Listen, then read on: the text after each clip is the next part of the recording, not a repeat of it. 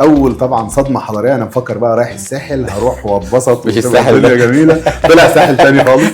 طلع الساحل مستشفى الساحل التعليمي هي في شبرا. طب يا دكتور محمد، لو رجع بحضرتك الزمن هتختار نفس الطريق تاني وليه؟ كنا قاعدين عادي خالص وفجاه ضرب نار في الاستقبال، داخل لك ناس بتموت وداخل لك ناس ما ينفعش باي شكل من الاشكال تاثر. اهالينا كانوا دايما يعني يا ابني انتوا اخباركم ايه، انتوا كويسين، في عندكم مشاكل؟ لا. فطبعا بنقول لهم لا الدنيا حلوه، احنا واحنا الدنيا خربانه. احنا قاعدين هنا الدنيا ما فيش خالص، الجو ربيع يعني، رغم ان احنا في ضرب نار في الاستقبال وبيتضرب علينا.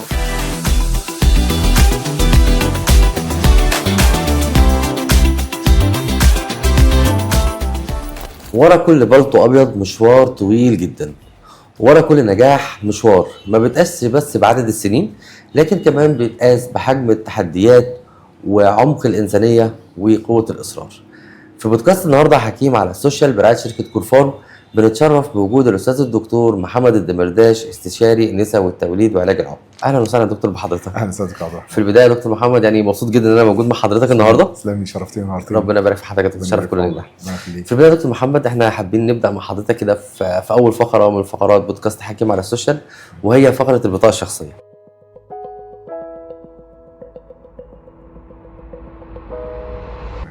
حابين يا دكتور محمد نتعرف على حضرتك بطريقتك يعني. انا دكتور محمد الدمرداش، استشاري امراض النساء والتوليد وتاخر الحمل. البدايات يا دكتور محمد بقى من ايام ابتدائي واعدادي وثانوي وبعد كده. انا مواليد المحله، انا وخريج مدرسه شهيد علي الغانم ومصطفى كامل ومحله ثانويه وجامعه طنطا. بفضل الله حصلت على ماجستير طب وجراحه من ماجستير النساء والتوليد من جامعه الازهر والزماله المصريه بفضل ربنا ما شاء الله. بس يعني الحمد لله دايما موفق كده ان شاء الله، يبارك فيك كده يا رب ان شاء الله. تسلم ربنا. اسمح لي يا دكتور، بس حابين نعرف من حضرتك امتى اول لحظه حضرتك حسيت انك انت لازم تبقى فيها دكتور؟ والله هو ده رجعنا زمان شويه يعني. وانا كنت في اعدادي كده، وكان في موقف جنبنا كده ان حد عزيز عليا شويه، جارنا كان حد كبير كده ربنا يرحمه، وكان حصل له موقف في الشارع واحنا مش عارفين نعمل ايه. كنا كلنا بنلعب في الشارع عادي خالص واحنا صغيرين، وبعد كده هو اغمى عليه والموضوع بقى مش عارفين نعمل ايه، لغايه ما فين وفين جه حد وانقذه. لقيت الموضوع بقى لطيف خالص، ان احنا كلنا كنا مستنيين الحد اللي يجي ينقذه ده. صحيح. فنور في دماغ الواحد حاجه كده بسيطه كده، ان احنا ان شاء الله انا عايز ابقى دكتور، عايز ابقى الحد عايز ابقى الحد ده اللي يجي ينقذ الناس ده ان شاء الله. طب يا دكتور محمد، لو رجع بحضرتك الزمن هتختار نفس الطريق تاني وليه؟ والله بص يا دكتور عبد الرحمن، هو يعني كل ميسر لما خلق له. ونعم بالله. يعني انا ربنا هداني للطريق ده، ومن فضل ربنا عليا ان انا الحمد لله الدنيا بقت احسن معايا في الطريق ده. حسيت نفسي في المجال، حسيت نفسي في المكان. بفضل الله بدات اشوف ثمره تعب الواحد ونجاحه، فاكيد اكيد هختار نفس الطريق تاني. طيب حابب اعرف يا دكتور محمد من حضرتك ايه اصعب حاجه يمكن واجهت حضرتك في خلال دراستك في كليه الطب، وازاي حضرتك انك انت قدرت فعلا تتغلب عليها؟ هو اصعب حاجه دايما ان احنا كان زمايلي اللي في الكليات التانية بيخلصوا وانا لسه في الكليه بيمتحنوا وانا لسه بدرس لسه يعني هم خلاص وخدوا الاجازه، واحنا لسه عندنا امتحانات وعندنا شغالين دراسه وعندنا بنبدا سكاشن وعندنا الترمات. فالموضوع كان صعب حبتين، خاصه ان انا كنت مرتبط شويه بزمايلي اللي في كليات تانية، فكان الموضوع عليا تقيل شويتين. بس قعدت اركز بقى في اللي انا فيه، والحمد لله ربنا الدنيا لله الحمد عدت يعني الحمد لله. طب لو رجعنا يا دكتور بقى بعد التخرج، أيوة. اثناء فتره الامتياز، حضرتك فاكر المكان اللي خدت فيه الامتياز ولا كان مكان مش معروف بالنسبه لحضرتك؟ والله يا باشا، هو الامتياز ده انا يعني اول ما خلصنا الكليه قالوا بقى هنروح من القاهره ناخد امتيازنا في القاهره ونتعلم في القاهره والكلام ده كله. فرحت مستشفى الساحل التعليمي. اول طبعا صدمه حضاريه، انا مفكر بقى رايح الساحل هروح واتبسط مش الساحل ده جميله، طلع ساحل تاني خالص. طلع الساحل مستشفى الساحل التعليمي هي في شبرا. الموضوع صعب حبتين، التعامل مع الناس صعب قوي، البيئه هناك صعبه حبتين 3 4. فدي اللي كانت الصدمه بصراحه، من الاسم من اسم الساحل ده الواحد فاكره من الدار للنار بالظبط كده، اتحطينا في وسط المعمعه يعني. بس الحمد لله كانت فتره طبعا فتره جميله واثرت في حياه الواحد جدا طبعا. طب بما ان حضرتك بقى في اثناء فتره الامتياز وكان نبطشيات وكانت شغل اكيد كان صعب جدا، ايه يا دكتور محمد يمكن اكتر ذكرى بتفكر حضرتك باوضه النبطشيات؟ والله اكتر ذكرى دايما في النيابه بالذات كان ايام الثوره. فكنا على طول دايما في ضرب نار، ودايما الناس مصابين الناس مصابين، وكانت دايما الموضوع صعب قوي. كنا عادي جدا جدا، كلنا نبقى قاعدين عادي خالص، وفجاه ضرب نار في الاستقبال وضرب نار في الاستقبال، وانت مضطر تقف ومضطر أكيد. تلحق الناس دي، ومضطر تقف عشان خاطر جاي لك ناس فعلا فعلا محتاجينك. فاحنا كنا من ان احنا متدلعين خالص بقى، ومش لغايه لغايه شفنا المعمعة كل حاجة. بجد، لغايه المعمعة بجد بقى. شفنا لغايه كل ان حاجة. انت داخل لك ناس بتموت، وداخل لك ناس يعني ما ينفعش باي شكل من الاشكال تاثر. صحيح. وانت لسه برضو الامتياز، دكتور الامتياز ده بيبقى لسه فريش بلاد خالص كده، ما عندوش اي خبره، فانت اترميت في وسط الكلام ده. فيعني فاد الواحد جامد طبعا، على قد ما كانت مواقف صعبه حبتين 3 4، صحيح. على قد ما الحمد لله الدنيا بس عدت يعني. بس برضه دكتور محمد توفيقي، يمكن هنا تتجلى النقطه بتاعت الانسانيه اكيد والرساله الساميه اللي بتقدمها الطب. اكيد. احنا على قد ما احنا كنا بنبقى خايفين، اهالينا كانوا دايما يعني يا ابني انتوا اخباركم ايه، انتوا كويسين، في عندكم مشاكل؟ لا. فطبعا بنقول لهم لا، الدنيا حلوه، احنا واحنا الدنيا خربانه. احنا قاعدين هنا الدنيا ما فيش خالص، الجو ربيع يعني، رغم ان احنا في ضرب نار في الاستقبال، وبيتضرب علينا نار، اللي هو بيتفتح علينا اسلحه وبتاع. انت بالوضع اللي كنا فيه، اللي كانت البلد كلها بتمر فيه، كان وضع صعب حبتين، وانت كنت المفروض في وش المدفع يعني. وكانت مستشفى الساحل التعليمي كنا في المعمعه برضو، دايما الاحداث هناك كانت متكاثره حبتين، وكان دايما على طول في مشاكل. فبفضل الله دي كونت في شخصيه الواحد حاجات كتير، وخلته الواحد اداته اكسبيرينس كتير، واداته ازاي يقف ويتعامل مع العيان، وازاي يديل مع اي حاله، يتعامل مع اي حاله. فالموضوع كان حلو جدا يعني. بالتالي يا دكتور محمد، يعني انت كده حضرتك اتعاملت مع اصعب المواقف واصعب الحالات، بالظبط صح كده؟ بالظبط. طيب، كان وقت صعب. في موقف معين حضرتك فاكره مثلا في اثناء الفتره دهيت هو اثر مع حضرتك او اثر في حضرتك؟ والله يعني هو في مواقف كتير، بس اثر في الواحد ده، اللي هو ان انت لما تبقى المريض مثلا جاي، يعني كان في اوقات بيجي لنا مريض فعلا كل الناس داخل معاه مثلا 30 واحد بدون مبالغه، الاستقبال اتقفل، وان انت ربنا كرمك وعرفت ان انت تتعامل مع المريض وتقومه والمريض يفوق ويبقى الدنيا كويسه، وال30 واحد دول يشكروك. دي بتبقى يعني دي بالنسبه لنا كانت حاجه اجمل حاجه دي. اجمل حاجه على النقيض طبعا، لما يبقى في مشكله وان المريض نفسه جاي بمشكله كبيره، وده مش مجالك ومش تخصصك، فبتحاول ان انت تقنع العيان ان المفروض ان احنا نتعامل بطريقه مختلفه. فالموقفين دول هم كانوا اكتر حاجه بتاثر في حياه الواحد، واكتر حاجه بتبقى فاكرها قوي قوي، المواقف اللي انت بتبقى حاجه صغيره عملتها ربنا كرم والمريض فرقت مع حضرتك، فرقت مع المريض. بالظبط.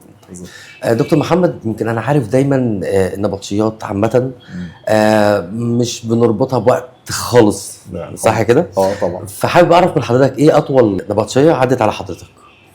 هو يعني لما خدنا نسا بقى، يعني انا كان ايام امتياز دي احنا كنا دايما في ده جنرال، يعني ما كناش تخصصنا. لما خدت نسا بقى، من اطول النبطشيات اللي ما انساهاش ابدا في حياتي، كانت نبطشيه ليله راس السنه. كان اول نيابتي في مستشفى بنها التعليمي في القاهره، في بنها التعليمي في بنها، وكانت ليله صعبه جدا جدا يعني، رغم ان هو كنا خلاص الحمد لله الدنيا بقى ايه، جينا مثلا على الساعه 8 كده، قلنا خلاص الحمد لله اشتغلنا كتير بقى اليوم ده، والدنيا خلاص الحمد لله هنبقى هنريح. وكانت النبطشيه بقى كونتينوس 24 ساعه. وكان معايا سينيور جميل كده ربنا يبارك له يعني، وكده كان دكتور كريم ده قال لي بص يا محمد، خلاص انت تعبت معانا جامد النهارده، وانا كنت لسه اكتر اصغر واحد فيهم، انت هتخش انت تريح شويه ومثلا ساعتين وتصحى ومش عارف ايه. ما حدش فينا نام بقى في الليله دي خالص اصلا. كانت ليله ما يعلم بها ربنا. كانت كميه حالات طوارئ، حوادث نسا يعني، اللي بتنزف واللي بتولد واللي مش عارف ايه كانت ليله صعبه قوي، ما انساش الليله دي ابدا يعني خالص بقى. فهو بعد ما الدنيا هدت خالص بعد مثلا على الساعه 3 4 الفجر كده، قال لي لا هي ما هدتش. ما تنامش خلاص. لا قال لي هي ما هدتش يعني. هو انا بقول لك دكتور كريم ده قال لي ما هدتش يا محمد، خليك قاعد معانا كده عشان احنا بالظبط نص ساعه هتلاقي نفسك مستنيين اي حاجه تاني. فالحمد لله يعني، بس عدت يعني، كانت الليله جميله وعدت على خير. اكيد يعني طبعا يا دكتور، الايام دي ما تتنسيش يعني، دي كانت احلى ايام اعتقد. كنت لسه بقى صغير ولسه في حماس، لسه الحماس البدايات. بس يعني بس الحمد لله كانت ليله وعدت يعني. الحمد لله. طيب دكتور محمد، ده يمكن برضو ينقلني مع حضرتك لفقره ثانيه، هي فقره لو لم اكن لوددت ان اكون.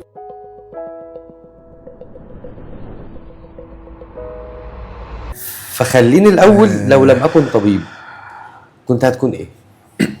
هو لو لم اكن طبيب يعني انا يعني والدي الله يرحمه كان نفسي ان انا ما اسلكش سلك المجال الطبي ده خالص اصلا خالص. وكان نفسه ان انا دايما اخش بقى حقوق وابقى وكيل نيابه وابقى قاضي وكان من زمان وانا من صغير خالص نفسك تطلع ايه مستشار معروف. دي كانت امنيه حضرتك اصلا من الاول؟ يعني لغايه مثلا اولى ابتدائي لغايه اولى اعدادي كده مستشار راح ومستشار جه معروفه يعني لغايه ما شفنا الحاله اللي وقعت في الارض دهيت. ايوه بدات الدنيا تنور بقى. فكان يعني الله يرحمه بقى والدي كان لان هو كان في سلك المجال اللي هو القضاء يعني فهو خلاص انت هتبقى مستشار، انت خلاص ولا مرتب نفسك طب على ولا كده. مش طب انت خلاص مستشار. انا ليا اختي دكتوره اكبر مني فهي بقى ايه اللي خدتني في وراها شويه. بس هو خلاص يعني انا راسم، هو بابا راسم لي المجال على ان انا مستشار. فلو لم اكن طبيب طبعا كنت زماني سلكت السلك القضائي.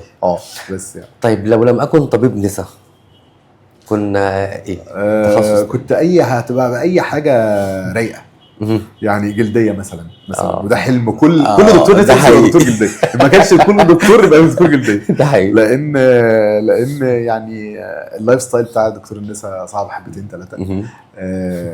ما بنشوفش اهلنا، ما بنرتاحش، ما بن اسرتك وبيتك وعيالك فين وفين لما بتشوفهم، في حين ان انت ممكن تبقى تخصص لطيف وكويس. فيعني طبعا زمايلنا بتوع الجلديه حبايبنا وكل حاجه، بس يعني مش بنحسد مش بنحسد بس يعني كنت طبعا هبقى اخد حاجه خفيفه جدا زي الجلديه ولا حاجه ان شاء الله. طيب لو لم اكن متزوج؟ لا ده هي سبب سعدي يعني ما شاء الله. يعني هي زوجتي هي سبب سعدي سبب من اسباب من ربنا عليا باللي انا فيه يعني الحمد لله ربنا رزقني زوجه صالحه، ودي حاجه لله الحمد. دي حاجه نحمد ربنا علينا يعني. ربنا يكرمك دايما يا دكتور محمد. تسلم. دكتور محمد انا عارف ان طبعا في مواقف كتيره جدا جدا اكيد بتبقى موجوده مع حضرتك في العياده، يمكن حضرتك ليك فتره كبيره دلوقتي ما شاء الله. اتفضل ربنا. فحابب اعرف من حضرتك اغرب موقف حصل مع حضرتك في العياده. اغرب موقف هو من المواقف الغريبه اللي انا ما انساهاش يعني. انا كنت قاعد في العياده عادي خالص، وبعد كده دخل عليا حاله هي وزوجها، فهم داخلين هم اكسبريشنات وشهم مش اللي هو ولا ان هم فرحانين ولا هم زعلانين. فدخلوا احنا بندور عليك بقالنا 4 سنين نفس الكلام. ما شاء الله. فانا يعني عارف لو هو مثلا اكسبريشن وشه ان هو حد مستنيك انا دكتور محمد، لا يا دكتور ده احنا بندور عليك بقالنا 4 سنين، انت متخيل؟ وفين وفين على ما لقيناك. فانا حتى بعت لحضرتك على النت من يومين 3 فعلا جات لي مسج على النت، انت مكان حضرتك فين، انت فين. هو كان اسلوبه صعب شويه، هو حد جميل بس اسلوبه صعب شويه. خير يا مدام على حسب على حسب على حسب عايزك ايه. فلا قال لي انت في يوم من الايام في ليله وقفه من 4 سنين كانت مراتي جت المستشفى العام وانت نجدتها ما شاء الله بفضل ربنا. مراتي جت ميته وربنا بعت لها على ايدك النجاه. فقعدت اتذكر، انا مش متذكر السيناريو اللي هو بيقوله. قعدت اتذكر معاه بقى فعلا كانت حاله وجات لنا وكانت خلاص نزيف شبه خلاص الحاله اباوت تو داي يعني خلاص بتشارف على الموت يعني. وانا جريت بقى بنفسي بالحاله والترولي، مش مستني مثلا عامل ولا ممرض ولا مستني، انا جريت بنفسي بالترولي جري بسرعه وحجزت. كنا الليل واقفه، كان الموضوع صعب جدا، كانت الحاله بتنزف وكانت ماشيه متقدمه وكانت العيل خلاص بيموت في بطنها وهي الحاله بتموت. جرينا والله يعني انا طبعا وزمايلي، بس يعني كنت انا سينيور النبطشيه، فكنت انا بجري وطلعت ورحت حجزت بنك الدم بنفسي ورحت مستشفى خاصه قدام المستشفى العام علشان خاطر نجيب دم، لان ما كانش متوفر الا كيس واحد في المستشفى العام. كان الموضوع صعب حبتين. انا بقى السيناريو بقى افتكرته لما هو فكرني تفتكر الحاله عدت والحمد لله انا روحت بيتي ولا كاني في حاجه مش فاكرها بقى. فهو بقى فكرني بالكلام ده كله، ونزلت لها في العيد بعد ما كانتش انا بطشيتي ولا حاجه، لان احنا الحمد لله ربنا كان كرمنا فيها وولدناها، وهي طبعا يعني عدت بعجوبه بفضل ربنا يعني. ونزلت لها انا في العيد رغم ان هو كان كل زمايلي المفروض ان احنا بنسلم النبطشيه وبنسلم الشفت للناس اللي بعدنا، زمايلنا خافوا ان هم يقربوا للحاله. الحاله كانت صعبه جدا وكريتيكال جدا وكانت في العنايه. نزلت لها بنفسي وكلمت طبعا الاستشاري اللي فوقي وكلمته. قال لي انزل يا محمد. قلت له حاضر يا باشا. ما قدرتش اقول لا يعني، رغم ان انا ما كانتش الديوتي بتاعتي. فنزلت وطمنت على الحاله، وكل ده انا ما اعرفش الناس خالص يعني. انا علاقتي بالناس هم ما يعرفونيش. حاله جت بتموت واحنا ربنا بعت لها الشفاء على ايدينا بفضل الله يعني. الحمد لله. وطمنت عليها، وكان في شويه حاجات كده عملناها لها وطمنا عليها من ناحيه النساء وكده، وبفضل الله الحاله عدت يعني. قال لي احنا بقى لنا 4 سنين احنا عرفنا اسمك من الممرضات بعدها بيومين. قعدنا نسال مين الدكتور اللي عمل معانا كده، فقالوا لهم دكتور محمد الدمرداش. فقعدنا نسال رغم ان انت يعني كانت العياده مش دي، كانت العياده كان عندي عياده تانية في مكان تاني. فهو جالي بقى في العياده التانية فين وفين لما عرفنا نوصل لك صدفه على النت. لقيناك وكده. الحاله بفضل الله حملت، وكان حملها حمل عزيز جدا جدا جدا ما شاء الله. يعني هي جت لي اللي هي يا دكتور انا رحت لسين وصاد وعين وقالوا لي لازم تنزلي الحمل انت مش هتكملي. فجت لي من فضل ربنا هدانا وكملت الحمل. والحمل كان صعب جدا، وبرضه دخلت في نفس السيناريو بتاع الحمل اللي فات. كانت ماشيه متقدمه وكده، وربنا كرمنا فيها وولدناها، وكانت الدنيا حلوه. وكانت يعني الحمد لله الحاله ربنا كرمها بنور. بعدها كان عندها طفله عندها 14 سنه ساعه لما جت لي، وحصل لها الاجهاض ده 3 مرات. بعدها في السابع الطفل يموت وهي تخش في نزيف ويحصل نفس الكلام. ربنا كرمهم دلوقتي معاهم عمر. ما شاء الله. هو دلوقتي عنده تقريبا 2.5 3 كده، وبيجوا لي العياده وعمر يسلم عليا ويديني هديه ويمشي. ما شاء الله بفضل الله يعني.